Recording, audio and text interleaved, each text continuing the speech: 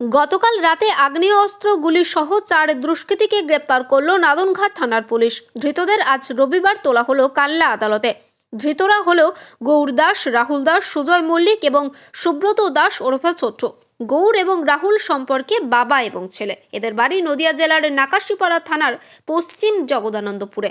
বাকি দুজনের বাড়ি কাল্লা এবং পূর্বস্থলী থানা এলাকায়। পুলিশ জানিয়েছে ধৃতদের কাছ থেকে 2টি পাইপ গান এবং 4 রাউন্ড গুলি উদ্ধার করা হয়েছে। রবিবার ধৃতদের কাল্লা আদালতে তুলে তাদের পুলিশি হেফাজতে নেওয়া হয়। পুলিশ জানিয়েছে নাদনঘাট থানার সুলন্টু এলাকায় থাকা এসটিকেকে রোডে অভিযান চালিয়ে এই 4 দুষ্কৃতীকে গ্রেপ্তার করা হয়েছে। নাদনঘাট থেকে প্রসেনজিৎ দেবনাথের রিপোর্ট, সুন্দর বাংলা নিউজ।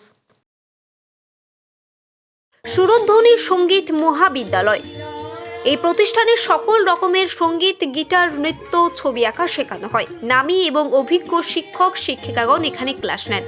সুন্দর পরিবেশে কাল্লা কাটোয়া এসটিকে রাস্তার পাশে চাঁদপুর হাসপাতালের উল্টো দিকে এই শিক্ষা প্রতিষ্ঠান। আপনার প্রাণের প্রিয় ছেলে মেয়েকে এবং যে কোনো বয়সের পুরুষ মহিলাদের এখানে যত্ন সহকারে সব রকম সঙ্গীত, গিটার, নাচ, ছবি আঁকা শেখানো হয়। পরীক্ষা দেওয়ার ব্যবস্থা রয়েছে। অতি সত্বর আসুন। আমাদের যোগাযোগ সোমা দেবনাথ 7718539305। আমাদের ঠিকানা চাঁদপুর হসপিটালের সামনে, পূর্ব বর্ধমান। বিশেষ বার্তা, শনিবার বিকালে গান শেখানো হয় এবং রবিবার নাচ, তবলা এবং ছবি আঁকা শেখানো হয়।